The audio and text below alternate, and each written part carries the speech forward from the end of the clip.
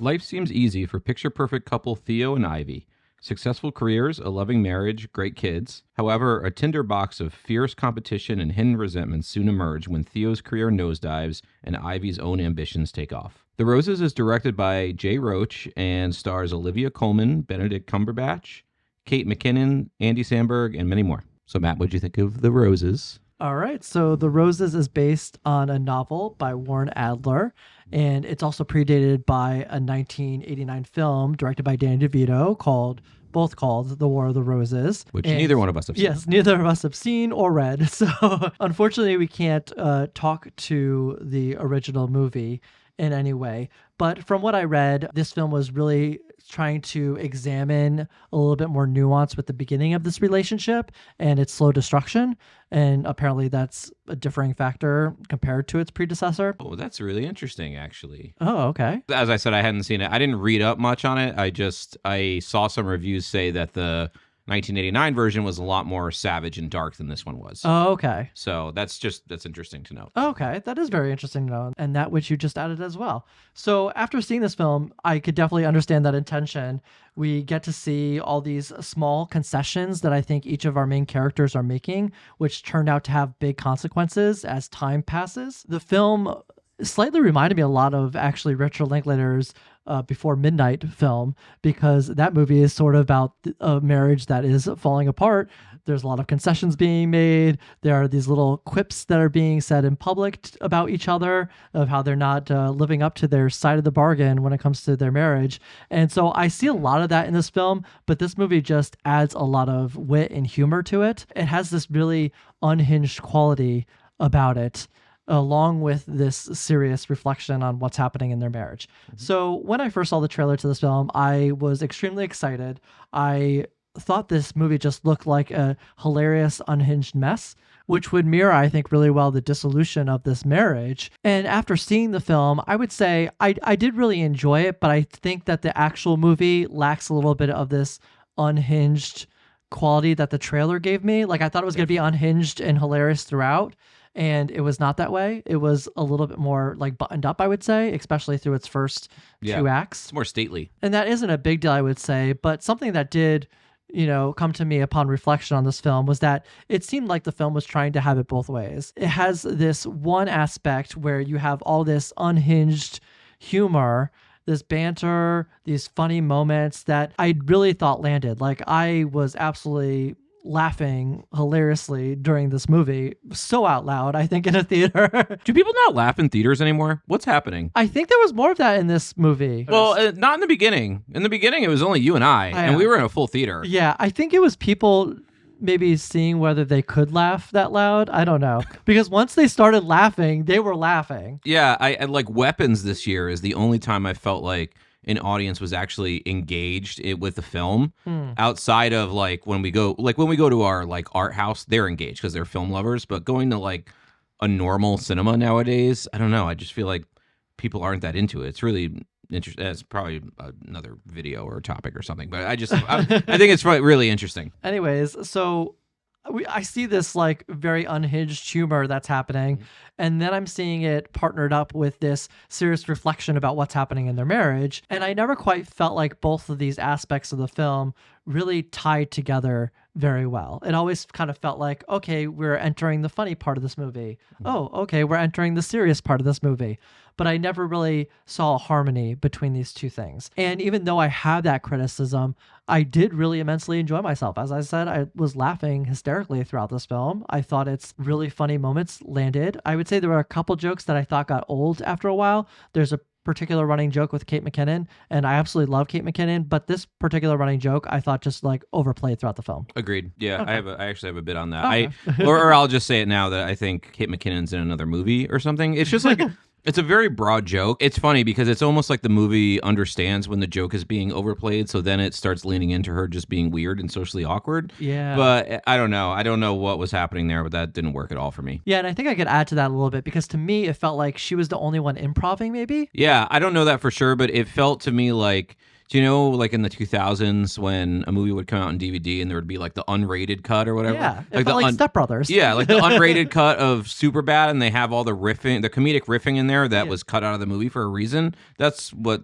most of her scenes felt like. Yeah, and the running gag that they have with her doing it's just so overplayed. And by she just the end. keeps showing up. I wish it had some evolution. That's all I was looking for. Yeah. It's fine if it like evolved in some way and it had some kind of point to make, but it doesn't really have a point to make in the end. Anyways, let's move on from there. We're starting with her so quickly. Yeah. How about we go into the rest of the cast? How about I talk about what I thought of the movie? Oh, sorry. So, I thought you didn't get to that part yet. No, I think this is a good time at the movies. I completely agree with what you were saying, which is that it's half of a dark comedy that I wish had a little more bite. It's also like a painful reflection of love gone wrong, and it just never really chooses a lane. It almost feels like it's too afraid to commit to morally bankrupt characters, so it has to put in pathos to hook an audience back in, or almost like take away the jokes that it just did, because it say, oh no, they're not that bad of people. They're actually, oh, you can feel for them. Don't worry. It feels like a film that's too afraid to go too dark and too sharp.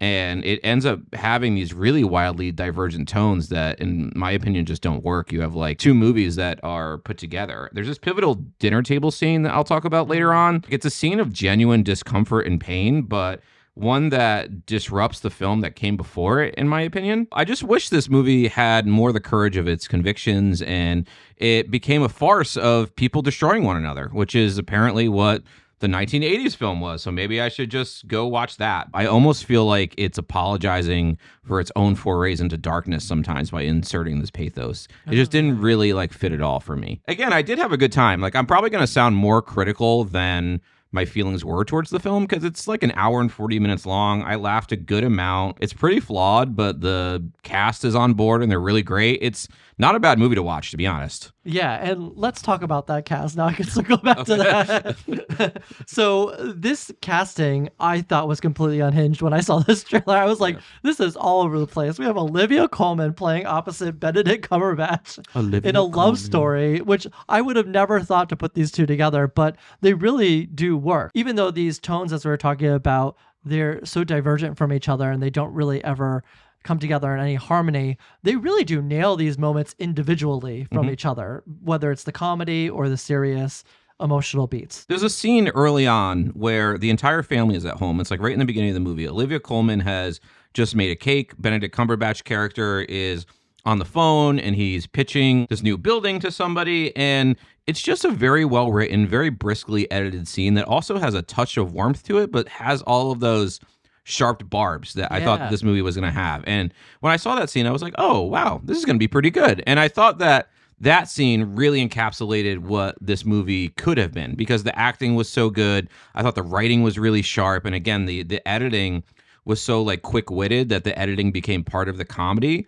that I thought that set me up for a really interesting movie. It's a good example of how the cast was so game for this film in so many ways. Yeah, and I think that's one of the few sequences that actually worked really well with the comedy and the serious nature of this marriage, because in that particular sequence, we see these little gripes that are being made under the surface about the amount of sugar that these kids are intaking in this moment, because she is making all these different desserts, Big Ben or something out of a cake. Yeah, and it starts a cool running joke with raspberries. Just shows that there's this underlying tension even in this moment where you could see that, okay, this is going to build into some type of resentment down the line. Yeah, it's an elegant bit of screenwriting. And, this is written by Tony McNamara, who also wrote The Favorite, and he wrote Poor Things, and he also wrote that show The Great that we never finished, actually. We should finish that sometime. Oh, yeah. That Elle Fanning show. I was loving that show. Anyway, so he's a pretty good screenwriter, and I feel like he has a real wit to the way that he writes dialogue. I don't know if it's just because it's Benedict Cumberbatch and Olivia Colman, and we're dealing with British people here, but the like verbosity and complex sentence structure of the wit just makes it all the funnier. Yeah, I completely agree. So going from there, we also have a plethora of characters. You were talking about Kate McKinnon and Andy Samberg. They play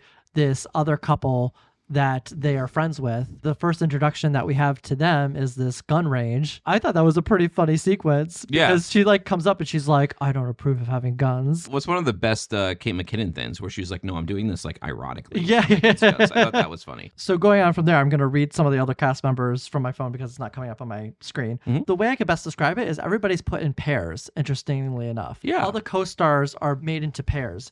So as we were saying, we have Kate McKinnon and Andy Samberg playing this husband-wife duo. Then we have Sunita Mani and Ncuti Gatwa, who are playing the co-workers at Ivy's restaurant. They were both great, actually. They actually could have been utilized a bit more. They were quite funny. What I also really liked about those two in particular is that I felt like their humor never branched into this unrealistic realm that I think maybe Kate McKinnon's went into and Andy Samberg. And I think there's a benefit of the comedy not being the source of a relationship because they're not in a relationship. Yes. Yeah. And so that really worked really well. And then we have Allison Janney. She's like the only one that's kind of like on her own. She plays... That scene is really good. Sorry. Yeah. She's only in one scene in the movie and that's a great scene. Yes. There's a moment with the dog. She is like A+. She literally won an Oscar for I, Tonya. She must have brought her Oscar to that one day of filming that she did for this movie because she's great. And then we have another pair, which is Zoe Chow and Jamie Demetrio. And so they play another couple in the film that's also there during the shooting sequence. There's this moment, as you were talking about, where all these characters come together and they converge on this dinner sequence where these tensions are finally boiling up. This is a very well orchestrated scene. Yeah, that's the thing is this scene is a really interesting case study because I honestly feel like it's a great scene from a different movie. The discomfort transcends a comedy sphere, in my opinion, into a pretty awkward drama. And I saw this alternative possibility that Cumberbatch and Colman's characters could almost be like Who's Afraid of Virginia Woolf, or like you said, Before Midnight. And I'm not saying I want that, but it's a really effective scene from a movie that this isn't. And I think in some ways where this movie kind of goes wrong, if it highlighted the flaws and increased the farcical nature of it, I think it would have more been on track with the tone of the rest of the film, in my opinion. From there, we would be off to the races to the dark humor. But what this does is it inserts the film with a lot of pathos and a lot of empathy, which it does really well before it goes into unhinged farcical nature. So it's really strange. And I think a lot of that comes from this film being structured in kind of a peculiar way. It starts in the middle of a therapy session, and I thought that we were going to go in medias res, and it would be like we would see just the downfall of this marriage, and maybe we would get a 20-minute flashback to when things were good. Yeah. The entire movie is their marriage, and then it really goes off the rails in the last 20 minutes or so. And some of this is not the movie's fault, it's the trailer's fault, but the trailer is setting you up for a movie of chaos and mayhem and divorced people trying to hurt one another, where really it's only that for about 20 minutes. What's funny is like most of the trailer is in like the last 20 minutes of this movie. It's wild. It's so true. We really like the most of the movie is this buildup. Him losing his job because his building completely collapses during a freak storm. Yeah. Which is really hilarious. It's really funny too. And I think the idea is kind of interesting that their careers and their egos flop, like they do a flip-flop at the same time. You could see how that would make a lot of problems. Yeah, because he's lost his job, then Ivy gets to go into business running a restaurant. During that freak storm, all these people come to the restaurant for shelter and for food because one of the roads is closed, and there ends up being this food critic there that highly rates the restaurant, and then her career is just skyrocketing from there. And so it really does make him feel not good enough after his big failure. And so that's like one of the building blocks for why this marriage ends up going downhill, because she ends up working so much. She loses touch with her kids. Oh, the kids, by the way. Yeah, they're very astute. Like, they're very precocious children. Yes. They're like rooting for this divorce. They're so happy when it happens. It's actually really funny. The kids are hilarious. They just pop up in just random moments throughout the film, and especially in the beginning half. They always have a little bit of truth, like they're a Buddha or something. Yeah. Like they have all of these proverbs. They really worked in this movie, but at the same time, I still felt like they were part of that unhinged nature of the film that didn't quite fit with everything else. They do feel like outside the box for some reason. I agree. There's so many different parts of this movie that just don't really come together into a movie. I want to go into spoilers because all I want to do quickly is just talk about the ending, which actually I'm not going to reveal what the ending is, but I will say that for all of me complaining that the movie doesn't really choose a tone, I will say that it chooses a tone for the ending, which is pretty dark and I think really funny and ironic. I was really on board with how this movie ended, but again, I think that dinner table scene like really derails the film into more serious territory. If that was just directed in a different way or it had a different tone about it, we would have been on our way to this ending being perfect. But I thought the way it ended was pretty effective and kind of funny. I agree, but there's a moment in the film that actually undermines the ending. Oh, interesting. A little bit. Well, I guess we should just talk, Sure. spoilers, we can just talk about the ending. So what happens is that they get into this big fight, they come together, they realize all their flaws, and they admit them to each other, they apologize, it's this big thing, but the Julia Child stove that was bashed in during their big fight starts leaking gas through the house. They're in bed, they're finding their connection, they're reconciled, and then Theo tells the house computer to turn on the fireplace. Then the movie cuts to the end, so we can only assume that everything exploded, including themselves. There is something that undermines this in the earlier aspect of the film, because both Ivy and Theo are narrating. They are talking about how they found each other again. And so if you're going to have that narration, it kind of undermines the ending because there wouldn't have been an opportunity for that narration to occur. There's a point where she says something like, we almost lost one another. And she says that right before he says, turn the fireplace on. Oh. So it could conceivably be a narration that's before the end of this. I see. But I understand what you were saying in terms of like, if you're reading a first person narrative that's a novel, that person can't die. That's the way I perceived it. Yeah, Yeah. because it's like they're talking about what happened. Yeah, I would have to watch it again, but it did clock for me because I remember that specific line from the beginning. Yeah. And then she says it again right before he says, turn on the fireplace. All right. That's very interesting. Yeah. So maybe it doesn't undermine the film. Yeah. I mean, if anyone in the audience remembers, let us know. It could go either way, honestly. So are you ready to go to grades? I am ready to go to grades. I give the film a B.